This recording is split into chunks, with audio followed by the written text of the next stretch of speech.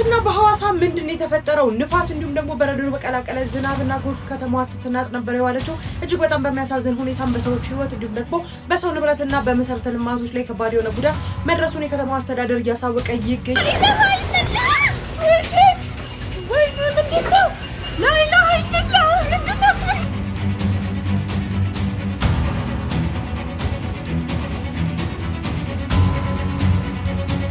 አስቸኳይ የተባለ የጥንቃቄ መልእክት በዚህ ሰዓት ለሐዋሳ ከተማ ነዋሪዎች ተላልፏል። ወራትና ቀናት ስያሜዎች ኢትዮጵያ ኦርቶዶክስ ተዋሕዶ ቤተክርስቲያን ትውፊት ጋር የተገናኙ ስለሆኑ ሊቀየሩ ይገባል። እንነሳ። የማንም አይደለችም። ይሄ ሀገር የኛ ነው። የስያሜው ጉዳይ ኢንሻአላህ ስህተት ከሆነና መስተካከል ካለበት ሌላ ጊዜ ሊስተካከል ይችላል። ምድሪቷ ግን የኛ እንጂ የሌላ የማንም አይደለም። ማን የሰጣቸው ለነሱ? የታሪክ ምስክር የላቸው ወይ የሃይማኖት ምስክር የላቸው ወይ ደግሞ ሌላ ምን? በሞራል እንኳን የነሱ እንዲሆን አንፈቅድላቸው። ሰላም እንዴት ናችሁ? አዳዲስና ወቅታዊ መረጃዎችን ይዤላችሁ መጣሁኝ። በሐዋሳ ከተማ የጣለው ዶፍ ዝናብ ብዙ ንብረቶችንና በሰዎች ላይም ጉዳት እንዳደረሰ እየሰማን እንገኛለን። ብዙሃኑም ይህ የእግዚአብሔር ቁጣ ነው፣ ልንጸልይ ይገባል። እንደዚህ አይነት የተፈጥሮ አደጋዎች በታሪክ ብዙ ከተማዎችን ያጠፉ፣ አሁን ባለንበት ጊዜ ደግሞ ምዕራባውያኑ እያጠፉ ያሉ የተፈጥሮ አደጋዎች ናቸውና ለሀገራችን ልንጸልይላት ይገባል። በተለይ ደግሞ ለሐዋሳ ሕዝብ ሲሉ ሀሳብ አስተያየታቸውን ሰጥተዋል። ምንድነው የተፈጠረው የሚለውን በዚህ ቪዲዮ የምንመለከት ይሆናል። የኢትዮጵያ የዘመን አቆጣጠር ከኦርቶዶክስ ሃይማኖት ትውፊት ጋር የተያያዘ ስለሆነ ሊቀየር ይገባል የሚሉ አጀንዳዎች ተነስተዋል። በዚህ ጉዳይስ ጠበቃ አያሌው ምን አለ የሚለውንና ሌሎችንም በዚህ ቪዲዮ በሰፊው የምንመለከት ይሆናል። ለዚህ ቤት አዲስ ከሆናችሁ ቤቱን ሰብስክራይብ፣ ቪዲዮን ደግሞ ላይክ እና ሼር ማድረጋችሁን እንዳትረሱ።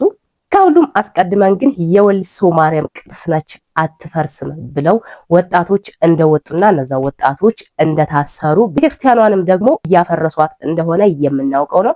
ታዲያ ይህንን አስመልክቶ በትናንትናው ዕለት የደብሩ አስተዳዳሪ ላይቭ ገብቶ ያለውንና እዛው አብረውት የገቡ ወጣቶች የሰጡትን ምላሽ እንመልከት። መፍረሱ ተገቢ ባይሆን ኑሮ እኮ ብዙ አባቶች እናቶች እኮ እንትኑን ይቃወሙ ነበር። ምንም ግን አንድም ምናልባት አንድ ጋሽ ዘለለው የሚባል አባት ትንሽ ተቃውመዋል እንጂ ቀደምም ይቃወሙ የነበረው ሁሉም አባቶች እናቶች አሜን ብለው የተቀበሉት ናቸው። ሊረዱን አልቻሉም ወጣቶች። ይሄ እንግዲህ ካልተረዳችሁ ምንም ማድረግ አንችልም። እኛ ስራ ጀምረናል። ከዚህ በኋላ ማንም ሊያስቆመን አይችልም። አንደኛ በመንግስት መጥቷል። በሁለተኛ ደረጃ ደግሞ ቦታው መልማት አለበት። የተሻለ ላይን የሚማርክ ለገዳሙም ገቢ የሚያስገኝ አለበት። ይሄ የኛ አቋም ነው። ከዚህ በኋላ ማንም ሊያስቆመን አይችልም የሚል ይህንን ጥያቄ አቀረብን። እነሱም ያው ተነስተው ወጡ። በዚህ መካከል እንግዲህ በሚዲያ ማሰራጨት ጀመሩ ማለት ነው። ስማችንን ባንዳዎች ናቸው እነዚህ ታሪክ እነሱ ደግሞ ታሪክ ጠባቂዎች እንደሆኑ ያው እኛም ይህን በትዕግስት 3 ቀን ሙሉ ያው ስማችንን በማጥፋት ቀጠሉ። በአራተኛው ቀን በጣም በሚገርመው ሁኔታ ደግሞ በትናንትናው ዕለት ቅዳሴ ላይ ደግሞ መጥተው ባነር አሰርተው የቀደመው ቤተክርስቲያን በዚህ መልኩ እናንጻለን፣ እንሰራለን፣ እናድሳለን በሚል ባነር አሰርተው ከቤተክርስቲያን ከቃለ ዓዋዲ ውጭ ሆነው ደግሞ ያው ትንሽ ለማወቅ መጡ። እኛም ለሚመለከተው የህግ አካል መለከትነ ምንፈልገው ብለው ፓትሮል ላይ እሱን ሲጭኑት አብረው ተሰብስበው ወደ 11 የሚሆኑ 12 የሚሆኑ ወጣቶች ያው በዛ መልኩ ወደ ፖሊስ ጣቢያ ሄዱ። ያው ፖሊስ ጣቢያ ውስጥ አሁንም ይገኛሉ ማለት ነው። እና ያለው ነገር ይሄ ነው። እሺ አባታችን እንደ አጠቃላይ ያው እርሶ የአሁኑ ጥያቄ ላይ ትንሽ አስቆይ ነው ተቃጠላላሉ። ምንም ታሪክ ስለ ቤተ ክርስቲያኗ እንደማያውቁ ብዙ ከንግግሮት ማየት በቂ ነው። ይህ ሁሉ ሰው ደግሞ ስላለ እኛ እንኳን አባታችን በአካል እንኳን ባናያቸው አብዛኛውን ታሪክ መጠን እናውቃለን እና እሱ የሚፈልገው በልብ ሙሉነት ነው እየተናገሩ ያሉት። ቅድምም አልመልሱልኝም፣ አሁንም እንዲመልሱልኝ የምፈልገው ሲለቁ በነበሩ ቪዲዮዎች ላይ በደንብ ብያነሱት የነበረው አንድ ሀሳብ አለ። አጽማቸው በክብር ነው ተነስቶ እዛ ጋር ያረፈው የሚል ሀሳብ አንስተዋሉ። የሜሮንን ሀሳብ አሁን አልመለሱትም፣ ማስረጃ የለውትም። ይሄንን ማስረጃ እንዲሰጡኝ የምፈልገው አጽማቸው የፈለሰው በምን አይነት መንገድ ነው? የአንድ አባት ቅዱስ አባት አጽም ሲፈልጭ እንደ ቤተ ክርስቲያን ስርዓት ምን ምን መሟላት አለ? አይምሮ እንዳለው ሰው አጽም በየሜዳው እንኳን የዝም ብሎ ሰው እንኳን ብናገኝ በክብር እኮ አንስተን ነው የምንቀብረው። ስለዚህ የአባታችንን አጽም በምን አይነት ሁኔታ እንደፈለሰ በደንብ ከመጀመሪያ እስከ መጨረሻ እንዲያስረዱኝ በጣም እፈልጋለሁ። የአብዛኛውም ሰው ከስር የሚፈልግ ይመስለኛል። ይሩልኝ እፈልጋለሁኝ። ያው መልሱታል ብዬ ባላስብም መልሱ ሰምተውታል። ግን ብትስተካከል ጥሩ ነው ብዬ አምናለሁ። በጣም ሰውናችን በጣም ታሪክ ያውቁ ትላለህ። ከአንተ በላይ ስለብሶ ቆይ አንዴ ቆይ ቡቴ ይመልሱታል ብዬ እኮ ባላምንም ብለህ ደምድመህ አይጠየቅም። ይህን ስህተት ነው አንተ አስተካክል። አባታችን ደግሞ ወደ ሌላ መነቀፋ ሳይሆን ቀጥታ መልስ ብቻ ዋናው ለተመልካች ይስጡትና መልሱ ብቻ ቢያተኩሩ ዋናው እውነታው ነው። በላይ አበጥሬ አንጠርጥሬ አውቃለሁ ስለ ብፁዕ አባታችን አቡነ ዲዮስቆሮስ። ይህንን በደንብ እንድታውቅና እንድትረዳ ሳይሰጣቸው ሲቀር ወደ ምንድን ነው የሄዱት? ወደ አመፅ። እንዴ ቅርስ አይፈርስም። እነዚህ ይሁዳዎች ናቸው። በይሁዳዎች በካዲዎች ቅርሳችን እየፈረሰ ነው። ስለዚህ ምዕመናን ድረሱልን፣ ምዕመናን ድረሱ። በይሁዳዎች በካዲዎች በባንዳዎች ቅርሳችን እየፈረሰ ነው ማለት ምን አይነት ቅርስ ነው? በባህልና ቱሪዝም ያልተመዘገበ ቅርስ ነው። ቅርሳችን እየተባለ በእኛ ላይ የተዘመተብን አባታችን እኛ እንድንገደል፣ እኛ እንድንወነጀል፣ እኛ ህይወታችን እንዲያልፍ ተደርጓል ነው። ከዚህ የበለጠ ሌላ አመፅ መሞት አለብን። መሞት አለብን። ሰጥቼዎታለሁ። እሺ ይቀጥሉ። መሞት የለብንም እኮ ነው። ከዚህ የበለጠ ሌላ ምን አለ? ቅርሳችን ወደመ በባንዳዎች፣ ቅርሳችን ጠፋ በባንዳዎች፣ ቅርሳችን ተቃጠለ፣ ፈረሰ በይሁዳዎች። ስለዚህ ምዕመናን ድረሱ እና አድኑት ማለት እኮ እነዚህ ባንዳዎችን ግደሉ፣ አጥፉ ማለት እኮ ነው። አመፅ ማለት እኮ ይሄ እኮ ነው። እነ መሞት ነበረብን። አመፅ የሚለውን ለመግለጽ መሞተኛ ነበረብን ወይ ነው። ስለዚህ ይሄ ነው ያለው ነገር ነው። ስለዚህ እነዚህ አመፀኞች ናቸው።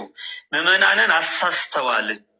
ቅርስም አይደለም ይሄ የፈረሰው ቤት ቅርስ አይደለም። ለምን በባህልና ቱሪዝም ያልተመዘገበ ቅርስ ሊባል አይችልም። ይሄ ነው በቃ ጨርሻለሁ። በሰማችሁትና ባያችሁት መልኩ የቤተ ክርስቲያኑ አስተዳዳሪ ምላሽ ሰጥቷል ማለት ነው። ወጣቱ የሚጠይቁት ጥያቄና የቤተ ክርስቲያኑ አስተዳዳሪ ሰውዬ የሚመልሰው መልስ ከነ ነው የማይገናኘው ማለት ነው። ምንድነው ያሉት እነዚህ ልጆች? ቪዲዮ በጣም ብዙ ጊዜ ሰርችበታለሁ እኔ ራሱ። እነሱ ጥያቄዎቻቸውን ሲጠይቁ ጀምረው በቪዲዮ ነው እያጋሩን የነበረውና መጀመሪያውኑ ያነሱት ጥያቄ ቤተክርስቲያንን ስታፈርሱ ምዕመኑ ሊሰበሰብ ይገባል። በነገራችን ላይ አንድ የቤተክርስቲያን አስተዳዳሪ እስከተወሰነ ጊዜ ነው እዛ ቤተክርስቲያን ላይ አገልጋይ ሆኖ የሚቀመጠው እንጂ በሆነ ሚንስ ይነሳል አይደለ? ዝውውር ሊሆን ይችላል ወይ በተለያዩ ምክንያቶች ከዛ ደብር ተነስቶ ወደ ሌላ ደብር ይሄዳል። ማን ነው የሚቀረው? ህዝቡ ነው። ስለዚህ እዛ ቤተክርስቲያን ላይ የሆነ ነገር ሲደረግ ህዝቡ ማወቅ መቻል አለበት። ይሄ ግዴታ ነው እና ህዝቡ ይወቅልን። አባታችን አቡነ ዲዮስቆሮስ ይችን ቤተክርስቲያን ሲሰሩ ብዙ መስዋዕትነት ከፍለዋል። እዚች ቤተክርስቲያን ላይ ደግሞ ብዙ ተአምር ተደርጓል። እመቤታችን ቅድስት ድንግል ማርያም በራእይ ብቻ ሳይሆን በገሃድ ተገልጣ ብዙ ተአምራቶችን ሰርታለች እዚህ ቤተክርስቲያን ላይ እና ይህንን ቤተክርስቲያን እኛ እንደ ቅርስ ነው የምናየው። ስለዚህ የቤተክርስቲያን አይፈርስም፣ መሆን ያለበት መታደስ ነው። መንግስትም ቢሆን ቤተክርስቲያኗን አድሱት ነው እንጂ ያለው አፍርሶ አላለም። እና ቤተክርስቲያኑ መታደስ ነው ያለባት የሚል የመጀመሪያ ጥያቄ አመጡ። ሌላኛው ጥያቄ ደግሞ ይፍረስ ከተባለ ሁለተኛው ማለት ነው ይፍረስ ከተባለ ደግሞ እንደው ይፍረስ እንኳን ቢባል ተሰብስበን እኛ ምነንበት ህዝቡ ተገልጋዩ ህዝቡ አይደለ ብዙ ህዝብም ክርስቲያን ወይም ኦርቶዶክስ እንዲባሉ የተደረገችበት ቤተክርስቲያን ስለሆነች ያ ህዝብ አምኖበት እሺ ካለ በኋላ እናፈርሰዋለን። ስናፈርስ ግን እኛ ነን እናግዛችኋለን፣ መዶሻ በማቀበል ይሆናል ራሳችን ፓርቲስፔት አድርገን ቤተክርስቲያኗን እናፈርሳለን የሚል ሌላ ጥያቄ አንስተዋል። ከዛ በዚሁ ተጨማሪ ከዚህ በፊት ይዘነው የነበረው ቁስል አለብን ውስጣችን ላይ የአባታችን የብፁዕ አቡነ ዲዮስቆሮስ መቃብር ወይም አስከሬናቸው እዛ ውስጥ ተቆፍሮ ወጥቶ ወደ ሌላ ቦታ ሲሸጋገር በሌሊት ማንም ሳያይ በውድቅት ሌሊት መታችሁ ነው ፍልሰታ አጽሙን ያረጋችሁ ወይም አጽሙን ከአንድ ቦታ አንስታችሁ ወደ ሌላ ቦታ ይወሰዳችሁ። እኛ ሳንሰማ እኛ ሳናይ ተገቢውን ክብር ሳናረግላቸው አባታችን ለኛ ያረጉልን ነገር በጣም ብዙ ነገር ነው እና ቅዱስ አባታችን ናቸው የሚል እነዚህ ሶስት ኢሹ ብለው ያነሱት እንትኖች አሉ። ከዛ አንሰማችሁም ብለው አሁንም እንደለመዱት በውድቅት ሌሊት ቤተክርስቲያኑን ማፍረስ ጀመሩ ማለት ነው። ይሄ ነው የልጆቹ ጥያቄ። ከዛ የማርያም ቀን ምንድን ያደረጉት እንዳሉት እዚህ ጋር ሄዱ ማለት ነው። ጥያቄያቸውን ለማቅረብ ዘንድ አፍሰው ወሰዷቸው ማለት ነው። በዋነኝነት ይህንን ነገር እንደ ሮል ሞዴል ወይም ሲተውን የነበረው ባሮክ የሚባል ልጅ ነው። እሱን ነው እንዲታሰር የፈለጉት አባቶች ማለት ነው። እሱ ነው በጣም ትክክለኛ ነገሮችን የሚናገረው አነጋገሩ ራሱ አንደበት ሩቱ የሆነ ልጅ ነውና እሱ ነው እንዲታሰርላቸው ፈልገው የነበረው። ነገር ግን ወጣቶች አንፈልግም አብረን ነው የምንታሰረው ብለው እሳቸው እዚህ ጋር እንዳሉት ማለት ነው ወይም እንዳለው ሰው ብለው አብረው ሄዱ ነው ሪል የሆነ እንትን ይሄ ነው። ሶ እዚህ ጋር መተው እንግዲህ መልስ ምላሽ እንሰጣለን ብለው ያሉትን ሰምታችኋል። ቤተክርስቲያኗ ገቢ ማስገኘት አለባት፣ ብር መምጣት አለበት። ከዛ ደግሞ ሊያስገድዱ ጭራሽ የማይገናኝ ነገር ማለት እኛን እንወያይ ብሎ የጠየቀን ሰው ሊያስገድሉን እኛ እስክንሞት ነው እንደምንጠብቀው ምናምን ብሎ እዚህ ጋር ስም ያጠፋል ማለት ነውና መነኩሴ ከሆንክ እንደዚህ መናገር ራሱ በጣም ነው እንትን የሚያደርገው። ብትሞትስ እሺ ነው ቢሆን እንኳን ብትሞትስ ለኢየሱስ ክርስቶስ ዓለምን ናቅር ብላችሁ አይደል የወጣችሁት መነኩሴዎቹ? ብትሞትስ አባቶች ልጆቻቸው ሲታሰሩባቸው ሂደው እስር ቤት ሲጠይቋቸውና ሲያስፈቷቸው ነው የምናውቀው። እዚህ ግን ለምን ጠየቃችሁ፣ ለምን ተነፈሳችሁ፣ ለምን አወራችሁ ተብሎ እንትን አደረጉት ማለት ነው። አሳሰሯቸው ማለት ነው። ያለንበት ደረጃ ይሄ ነው። በዚህ ልክ አባት ተብሎ የተቀመጠው አካልና እንደ አንድ ምዕመን ነኝ ብሎ የተቀመጠው ሲሟገቱና ሲመላለሱም ማየት በዚህ ሰዓት የእውነት ያሳፍራልም ያሳዝናልም። እግዚአብሔር ምሕረቱን ይላክላችሁ። እዚህ ከተማ ላይ ያላችሁ መነኮሳት ምዕመኑ የምታሰቃዩ ወጣቱ እንዳይተነፍስ እንዳይናገር የምታደርጉ የከተማ መነኮሳት በሙሉ እግዚአብሔር ይይላችሁ። እንነሳ። የማንም አይደለችም። ይሄ ሀገር የኛ ነው። የስያሜው ጉዳይ ኢንሻአላህ ስህተት ከሆነና መስተካከል ካለበት ሌላ ጊዜ ሊስተካከል ይችላል። ምድሪቷ ግን የኛ እንጂ የሌላ የማንም አይደለም። ካፊሮች ሆናለች፣ አሳልፎ ሰጥቷል ማለት ነው። ለምን? ማን የሰጣቸው ለነሱ? የታሪክ ምስክር የላቸው ወይ የሃይማኖት ምስክር የላቸው ወይ ደግሞ ሌላ ምን? በሞራል እንኳን የነሱ እንዲሆን አንፈቅድላቸውም። በሞራል እንኳን ሞራል እንዲኖራቸው እንኳን ሊገባቸው አይችልም። የኛ ነው ሀገሪቱ። እንግዲህ ሰሞኑን ኡስታዝ አህመድን ጀበል የተናገረውን ሰምታችኋል ወይም ደግሞ ፌስቡክ ላይ የጻፈውን አይታችኋል። ክርስቲያኖች ሲመጡ ተቀበልናቸው ነበር ያለው። ነገር ግን ይሄ ሐሳብ የሱ ብቻ ሳይሆን የሁሉም አክራሪ ኡስታዞቻቸው ሐሳብ ነው። አሁን እንደሰማችሁት አቡ ሃይደር ከ20 ዓመት በፊት የተናገረው ንግግር ነው እኔ አምጥቼ ያስደመጥኳችሁ ማለት ነው። ከሀገራችን ላይ የኢትዮጵያ ኦርቶዶክስ ተዋሕዶ ቤተክርስቲያን ከውጭ ተሰዳ ስትመጣኛ ኢትዮጵያውያን ተቀበልናት ያለው ኡስታዝ አህመድን ጀበል የሱ ብቻ ሳይሆን ይሄ ሐሳብ የሁሉም ኡስታዞቻቸው ሐሳብ ነው። ምክንያቱም የሰማችሁት ኡስታዝ አቡ ሃይደሪ ወይም ደግሞ ሳዲቅ ይባላል። እሱ የተናገረው ከ20 እና ከ30 ዓመት በፊት ድምጻችን ይሰማ በሚባለው ፕሮጀክታቸው ላይ እሱ በዙም ሚቲንግ የተናገረው ንግግር ነው። ሌሎችም በርካታ ንግግሮች አሉ። የምትፈልጉ ካላችሁ ኢንቦክስ ልክላችኋለሁ፣ ልታወሩ ትችላላችሁ። ነገር ግን እኛ ማንሳት የምንፈልገው ምንድነው የኢትዮጵያ ኦርቶዶክስ ተዋሕዶ ቤተክርስቲያን ተሰዳ የመጣች ሳይሆን ሀገር በቀል የሆነች ከአይሁድነት ወደ ክርስትና ትራንስፈር የሆነች የሐዋርያት ሥራ ምዕራፍ 8 ላይ እንደምንመለከተው ኢትዮጵያዊ ጃንደረባ ተጠምቆ መጥቶ ክርስትናን የሰበከባት ከዚያም ከቤተ መንግስት ጀምሮ ክርስትና የተስፋፋ በመጨረሻም ደግሞ በ330 ዓመተ ምህረት ቅዱስ ፍሬምናጦስ ደግሞ እንደዚሁ ደግሞ ተሳቱ ቅዱሳን የመጡበትን ዘመን ነው እነሱ ሜንሽን የሚያደርጉት። ከሶሪያና ከተለያየ ቦታ መጥተዋል ነው። ክርስትና ሳይሆን ተሰዶ የመጣው እነማን ናቸው? እነኚህ ሰዎች የካቶሊክን እምነታን ተቃውመው ነው ወደ ኦርቶዶክስ ብለው የኢትዮጵያ ኦርቶዶክስ ተዋሕዶ ቤተክርስቲያንን ፈልገው ምንጯን ፈልገው ወደ ኢትዮጵያ ተሰደው የመጡት ማለት ነው። ለምን? ኦሪጂኑ ስለነበረ በሱ ላይ ነው ማጽናት ያደረጉት ማለት ነው። የማጽናት ስርዓት እንጂ የሰሩት ምንም አይነት ሃይማኖት ይዘው አልመጡም። የነበረው ነው ተቀብለው በዚሁ ሊኖሩ ይሻሉት ማለት ነው። ስለዚህ በአብርሃና በአጽብሃ ምክንያት ክርስትና ተስፋፋ ብሔራዊ ሃይማኖት ሆነ እንጂ ተሰዶ መጥቶ ወደ ኢትዮጵያ የገባበት ዘመን አይደለም። እስልምናን ስንመለከት እስከ 610 ዓመተ ምህረት አይደለም በኢትዮጵያ በሳዑዲ አረቢያ እንኳን የሚታወቅ አይደለም። ይሄን እየመረረም ቢሆን ዋጠው። ስለዚህ እና ዋይደር እንደሚናገሩት ኢትዮጵያን ካስፈለገ ምናታለን ስሟን እንቀይራታለን። እንዲሁም ደግሞ እነሱ ምንም አይነት የታሪክ ማስረጃ እንኳን የላቸውም ወይም ደግሞ በሞራል እንኳን እነሱ ኢትዮጵያውያን ናን ብለው እንዲያስቡ እንኳን አንፈቅድላቸውም። ከኢትዮጵያ ምድር እናጠፋቸዋለን እያለ ቃል በቃል የሚናገሩ ኡስታዝ አቡ ሀይደር እንጂ የኛ የትኛው ማስተማሪ አይደለም። እኛ ያለው ነው ተቻችለን እንኑር ያለን አንድ ሀገር ነው። ተቻችለን ተከባብረን እንኑር በሀገራችን ለሀገራችን ልማት እንስራ እንጂ አንዱን አጥፍተን አንዱን እንኑር አይደለም ያልነው እኛ። እነሱ ግን የሚሰብኩት ምንድነው? ምንም አይነት ሞራል የላቸውም፣ የታሪክም ማስረጃ የላቸውም። ቀድመን የነበርነው እኛ ሙስሊሞች እንጂ ክርስቲያኖች አልነበሩም ያው ነው በደንብ አድርገው አስረግጠው የሚናገሩት። ስለዚህ የአህመድ ዲንጀር ወይም ደግሞ የአብዱል ጀሊል ካሳ ብቻ እንዳይመስላችሁ፣ ይሄ ሐሳብ የሁሉም ኡስታዞቻቸው ሐሳብ ነው፣ አይዲያቸውም ነው፣ የነሱ ነው። ግን ደግሞ ምንም አይነት የታሪክም ሆነ የሞራል ማስረጃ የሌላቸው እነዚህ ሰዎች አሁን ላይ ለሚያደርጉት ነገር ፕሮጀክታቸውን የቀረጹት የዛሬ 10 ምናምን ዓመት ነው። የዛሬ 10 ምናምን ዓመት ወይም 20 ምናምን ዓመት የተቀረጸው ፕሮጀክት አሁን ላይ በግሃድ እየተደረገ ይገኛል ማለት ነው። አሁን ጊዜውም ሁሉም ነገር የኛ ነው ስላሉ እንደፈለጉ ሚዲያን ሽፋን አድርገው የፈለጉትን ነገር እየተናገሩ መናገርም ብቻ ሳይሆን እያደረጉት ይገኛሉ። ታዲያ እነዚህ ሰዎች እንደዚህ ብላችኋል ወይም እንደዚህ አድርጋችኋል ተብለው ለህግ ሲቀርቡ ወይም ሲታሰሩ አይተን አናውቅም።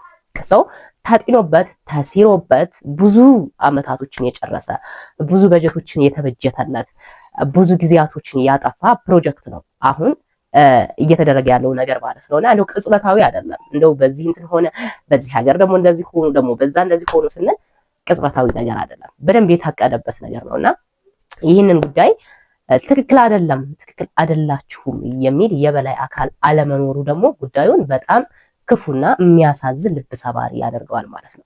ሌላኛው የዘመን አቆጣጠር ነው። የዘመኑ አቆጣጠር ይቀየርልን የሚሉ ጥያቄዎች አሉ። ያው ምክክር ጉባኤው ላይ ብዙ ሐሳቦች ተነስተዋል። በተለይ እነዚህ ሰዎች ናቸው ምክክር ጉባኤው ላይ ያሉት። ጠበቃ አያሌው ስለ ካላንደር ወይም ስለ ዘመን አቆጣጠሩ ምን አለ የሚለውን እንመልከት። ወራትና ቀናት ስያሜዎች ከኢትዮጵያ ኦርቶዶክስ ተዋሕዶ ቤተክርስቲያን ትውፊት ጋር የተገናኙ ስለሆኑ ሊቀየሩ ይገባል። ሌላኛው አጀንዳ ጠበቃና የህግ አማካሪ አያሌው ቢታሪ ነው።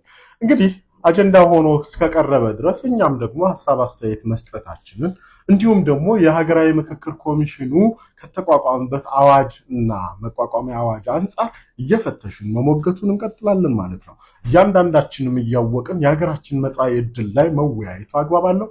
ቪዲዮ እስከ መጨረሻ ድረስ ሳትሰሙ ምንም አይነት ኮሜንት እንድትሰጡ አልጋብዛችሁም። ስለዚህ እዚህ ሐሳብ ላይ የወራትና የቀናት ስያሜዎች ለውጥ ሊደረግ ይገባል።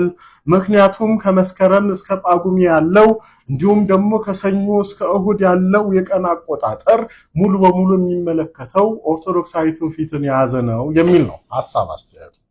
እስቲ ይሄን ሐሳብ ጋር በተያያዘ ሐሳቡ ተነስቷል፣ እንኳን ተነሳ። ነገር ግን እንዲህ አይነት ሐሳቦች ከሀገራዊ ምክክር ኮሚሽኑ መቋቋም ጋር ተያይዞ ዓላማው ነው ወይ የሚለውን ነገር መመልከቱ አግባብነት አለው እንደ ህግ ባለሙያ።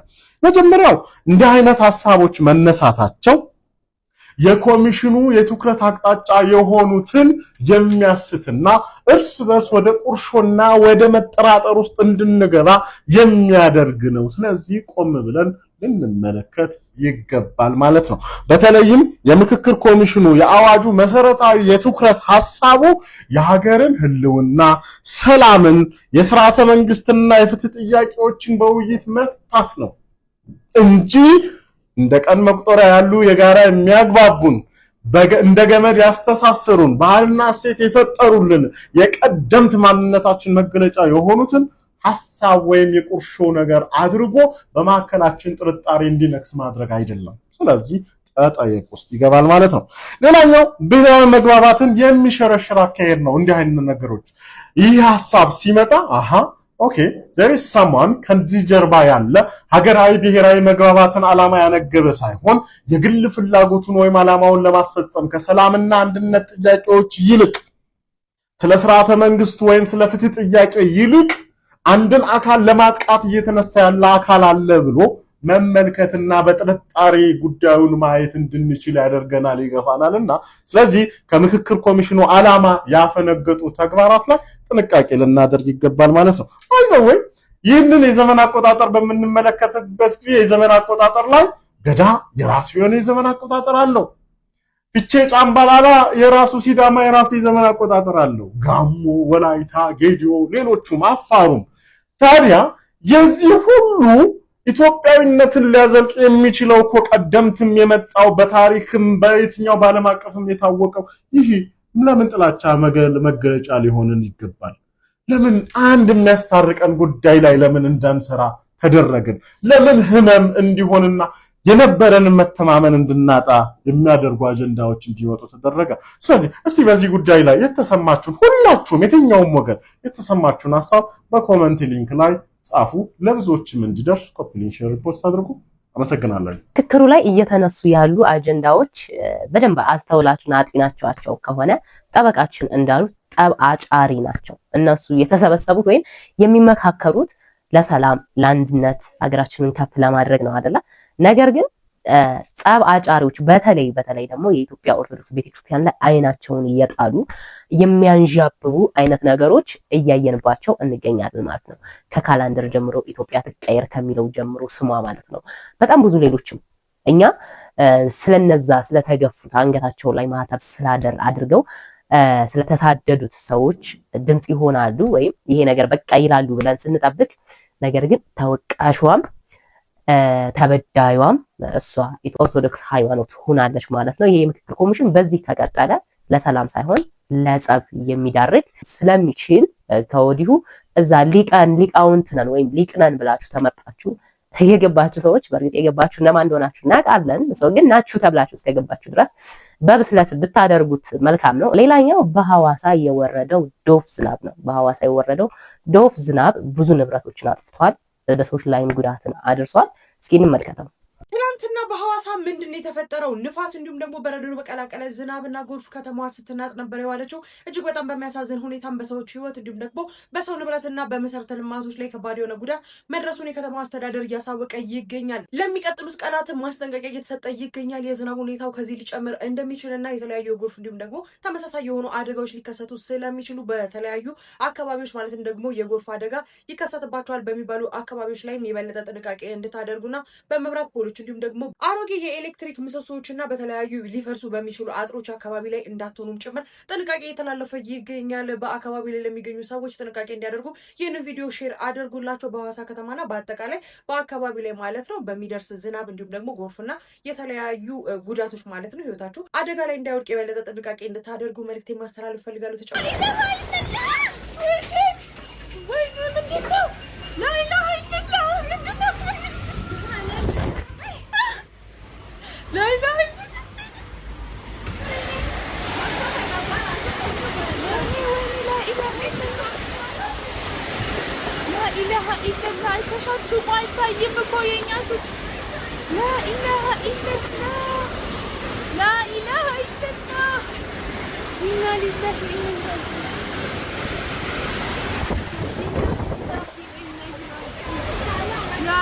الله إلهنا لا إله إلا الله وين موتوروቹን አለወደቁ لا إله إلا الله ፖሉን አይሻል ሲንቀሳቀስ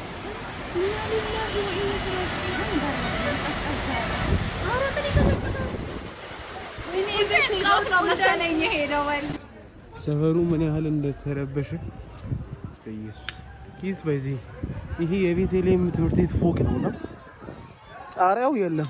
ሊትራሊ ጣሪያው ምንም የለም። ይሄው መሬት ወድቆ ነው ያለው ጣሪያው ማለት ነው። ወይ ኢየሱስ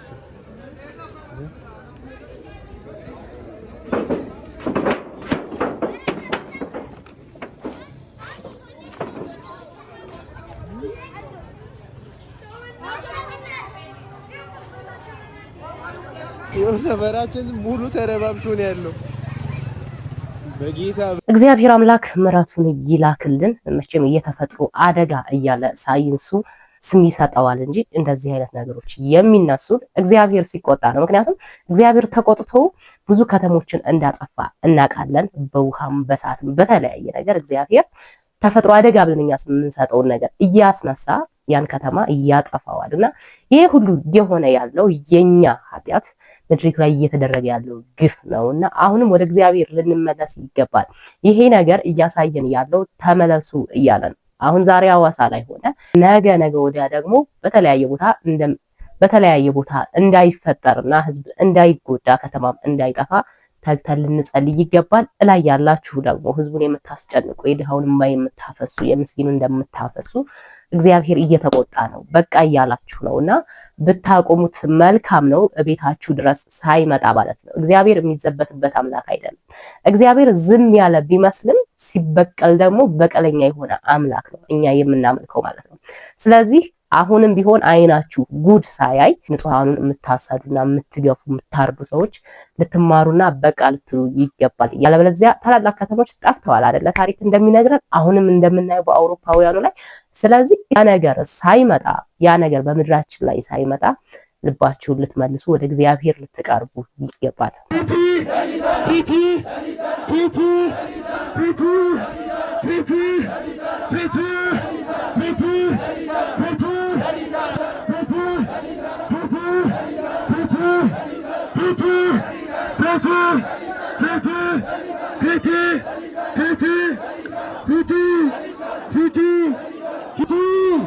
በሰላም ይምጣልን።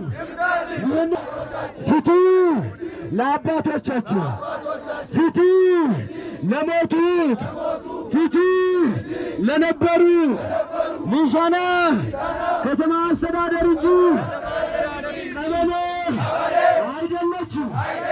አይደለችም።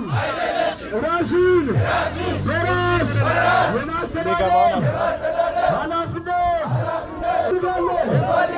አንድነትን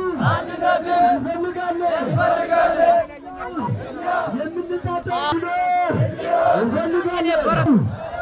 ሁሉም ሰው ድምፃችንን ይስማ።